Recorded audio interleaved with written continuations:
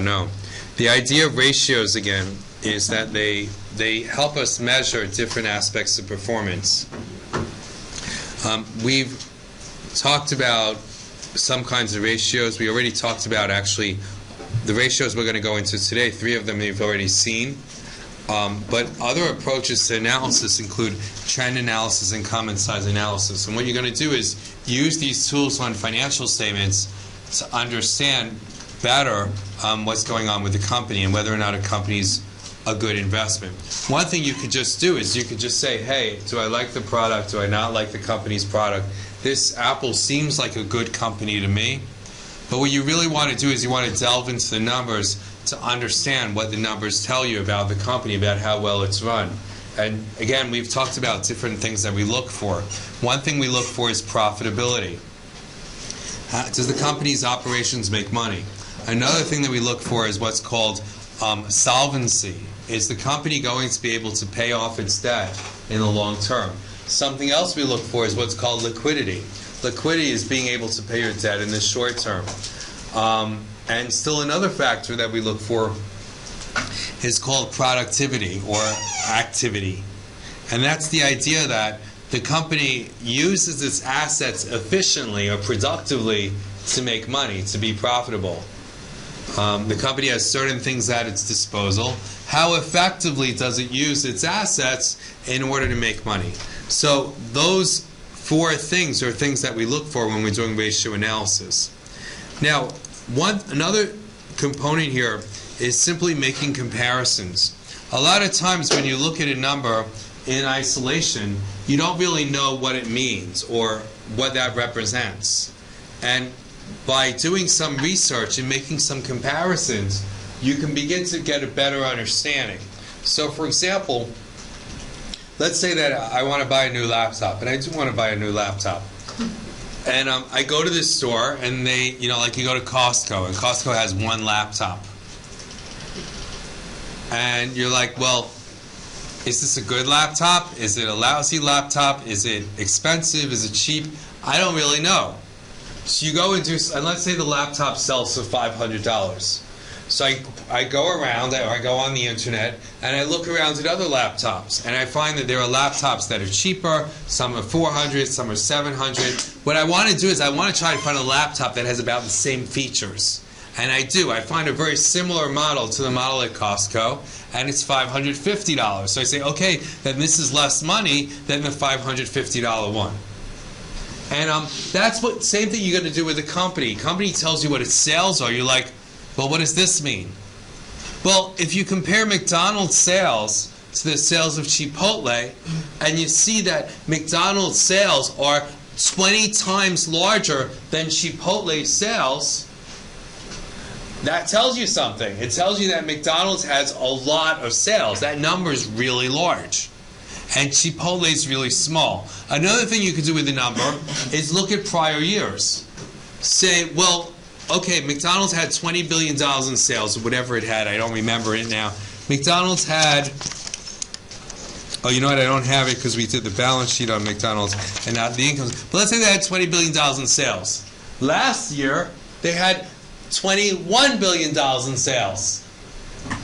And you say, well, what happened?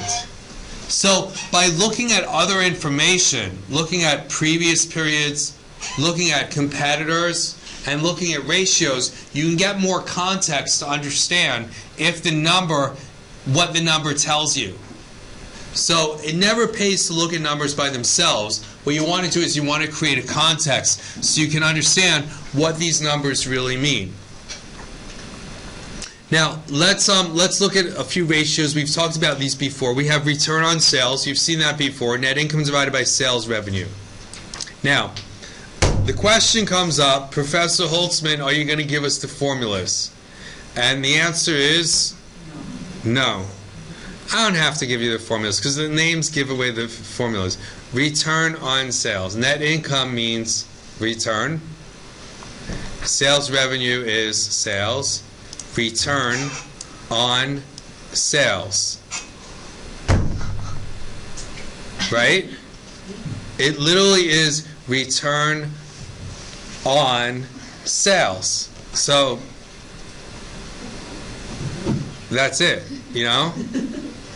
Asset turnover is a little more confusing because you have sales revenue divided by assets. So you could think about, I don't know, like asset turnover? I don't know. Like asset turnover, I don't have a really easy one like that. But asset turnover, asset goes on the bottom, like pineapple. You ever have a pineapple turn upside down cake? So the pineapple goes on the bottom and the cake is on top. It's pretty good. And then they flip it over. So I don't know. Asset turnover. So think of it, the assets are on the bottom. I don't know. Sales revenue divided by total assets. Return net income on assets. Right?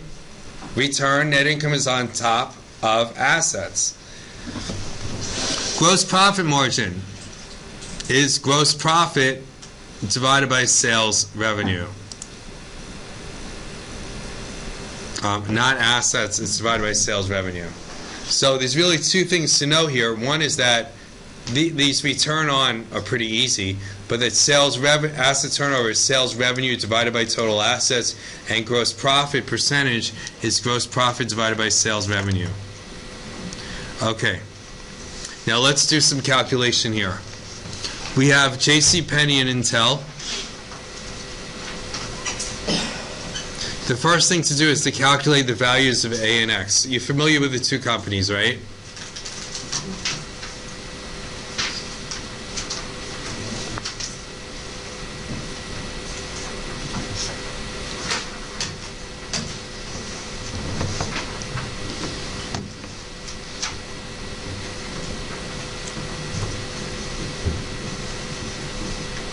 So the expense is sales minus expenses equals net income. So that would just be the difference between 7,759 and 389. Minus 389 equals 17,370.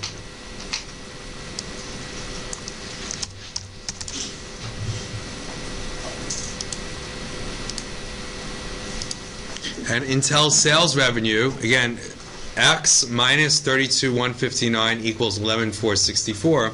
So you would just add 32,159 to 11,464, and that would give you sales revenue of 43,623.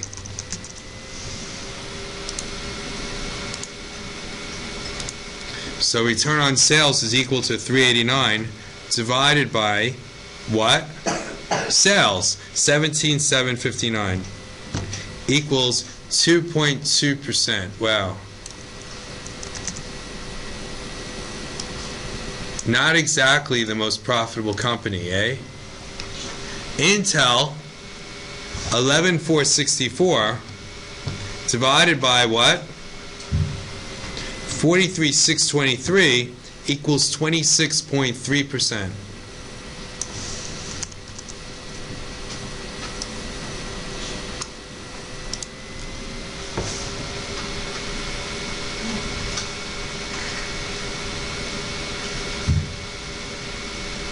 So now look at the importance of context here. Revenue for Intel is more than 10 times greater than JCPenney. 2 times greater. Whereas net income for Intel is approximately 30 times greater.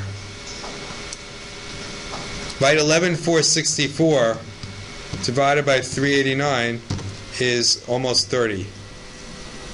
29 something. Which company generates the most income for each dollar revenue? Intel.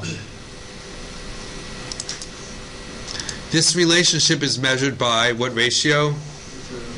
Return on sales. And I calculated return on sales already. Return on sales of which company is higher? Intel, revealing that which company Intel has the greater ability to translate revenues into profits, keeping expenses under control. But what does higher return on sales mean? That one company is better than, but does this mean that one company is better than the other? No. Because they're in different industries.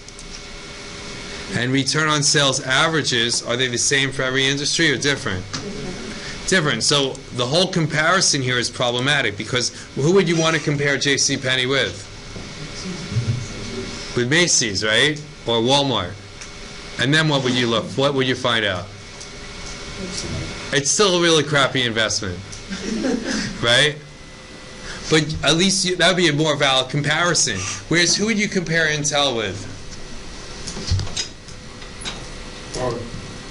Who? Microsoft? I don't even know. Who else makes chips and electronic? Cisco? Dell? Dell makes computers, though, not chips. But those are the types of companies you would want to compare Intel with. You wouldn't want to compare with JCPenney. So now let's look at 3 companies in the personal computer system industry. So we got here Apple Computer, Dell, and Hewlett-Packard. And here you can see the difference in return on sales. Gee, which of the 3 companies is the most profitable, folks? Apple. Which company has the best turnover? Dell. Which one has the strongest return on assets? Apple. And which one has the best gross profit margin? Okay, so for Apple, profits were how many cents of each revenue dollar? Yeah, 29.5 cents.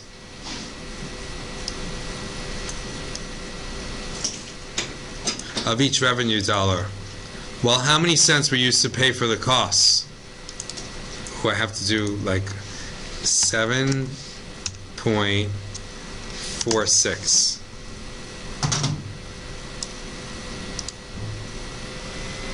$70.46. One measure of sales volume is which ratio? Which ratio tells you about sales volume? Asset turnover. Remember, what's the formula for asset turnover again? Sales revenue divided by assets. So because it has sales revenue in the numerator here, you could say it's a measure of volume. There's a company with a high asset turnover is doing a lot of volume, whereas return on sales and return on assets tell you more about profitability. Companies invest in assets to generate revenue and increase the net income. Apple earned how many cents in profit from each dollar invested in assets?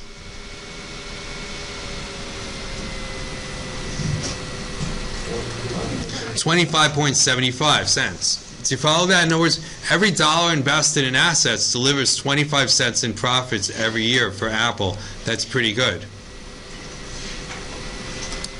Is a company with a greater ROA ratio using assets more efficiently to generate profits than a company with a lower ROA ratio? Yes.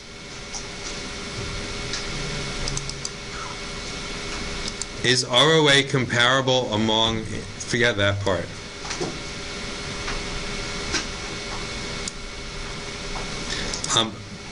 You can know that it is comparable, but don't worry about it. Now, we saw before that Walmart, what was Walmart's strategy again? What was Walmart's strategy to make money? Walmart was to move as much merchandise as possible and don't worry about the profit margins, right? So return on sales for Walmart is relatively low, whereas asset turnover is relatively high. And we saw the formula before, if you remember, return on sales times asset turnover.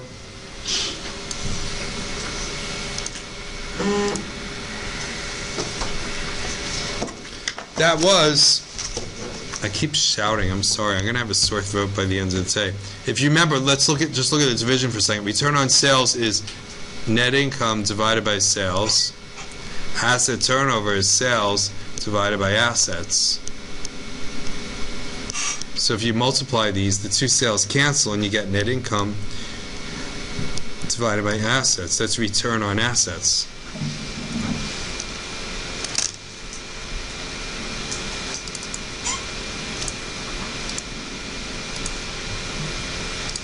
And return on assets is considered the most profitable, the most comprehensive measure of profitability.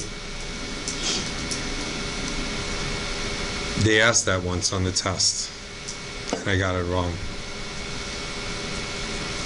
Because I said return on equity is the most comprehensive, and then Karen Schoenbeck said no, it's return on assets. I said it's return on equity. We argued about it. You ever do that, like when you're working on a research, like you have a project to do with somebody else, you're constantly arguing with them? Yeah. That's one of our arguments.